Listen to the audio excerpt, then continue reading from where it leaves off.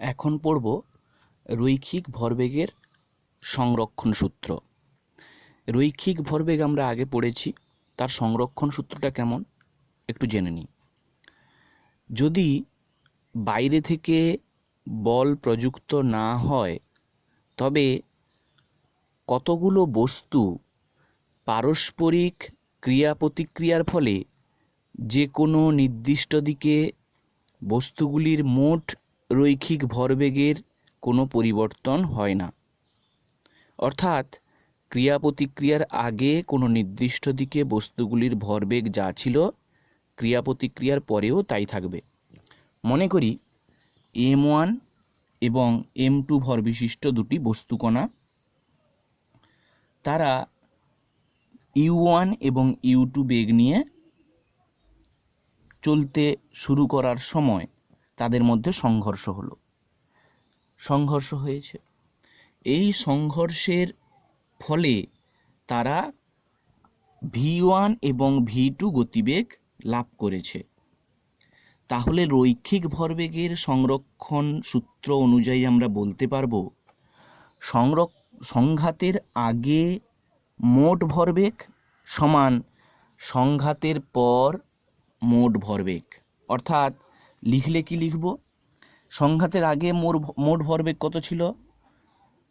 m1 u1 plus m2 u2। এটা কার সমান হবে? এটা সংঘাতের পর মোট ভরবেগের সমান, অর্থাৎ m1 v1 plus m2 v2।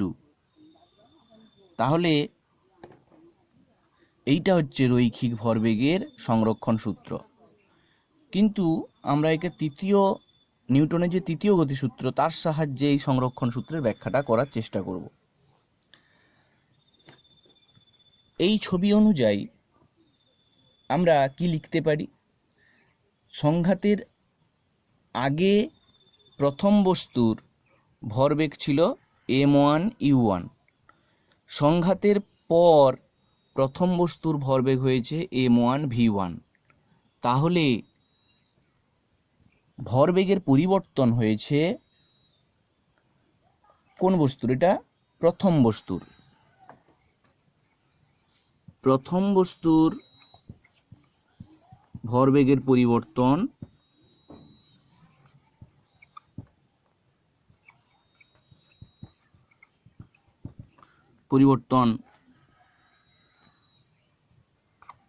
m1 v1 minus m1 u1। এইটা হচ্ছে প্রথম বস্তুর ভরবেগের পরিবর্তন হয়েছে। তেমনি দ্বিতীয় বস্তুর ভরবেগের পরিবর্তন কত? m2 v2 minus m2 u2।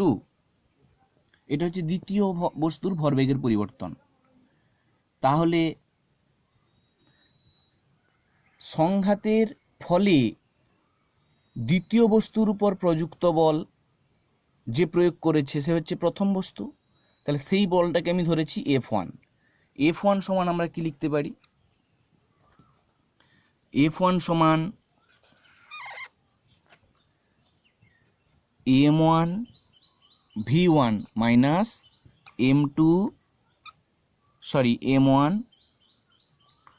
u1 by টি।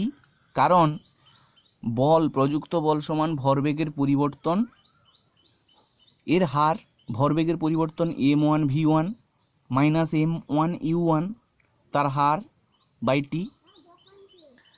এবার সেই সময়েই দ্বিতীয় বস্তু প্রথম বস্তুর উপর একটি প্রতিক্রিয়া বল প্রয়োগ করেছে, সেটা কত? F2 সমান কি লিখতে পারি? ভরবেগের পরিবর্তন। F2 সমান ভরবেগের পরিবর্তন কত ছিল? m2 v2 minus m2 u2 by টি, ভরবেগের পরিবর্তনের হার। এইটা হচ্ছে ক্রিয়াবল, এটা প্রতিক্রিয়া বল। নিউটনের তৃতীয় গতিসূত্র কি বলছে? যে ক্রিয়াবল এবং প্রতিক্রিয়া বল দুটো সমান কিন্তু বিপরীতমুখী, অর্থাৎ F1 equals to minus of F2। যদি এই শর্ত কাজে লাগিয়ে এই রাশিগুলোকে বসাই তাহলে কি হতে পারে? M1 V1 minus M1 U1 by T equals to minus of M2 V2 minus M2 U2 by T. তাহলে টি টি উভয় পক্ষে কাটলো, এদিকে পাওয়া যাবে M1 V1 minus M1 U1 equals to minus of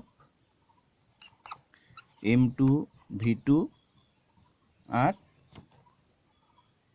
plus of minus, এটা যদি গুণ থাকে তাহলে প্লাস অফ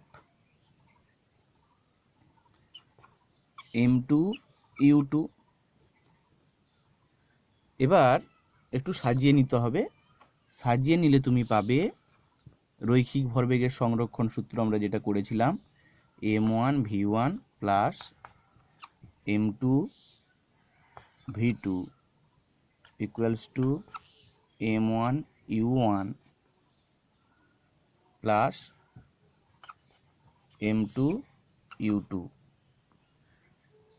নিউটনের তৃতীয় গতিসূত্র থেকে আমরা রৈখিক ভরবেগের সংরক্ষণ নীতিটা পেয়ে গেলাম।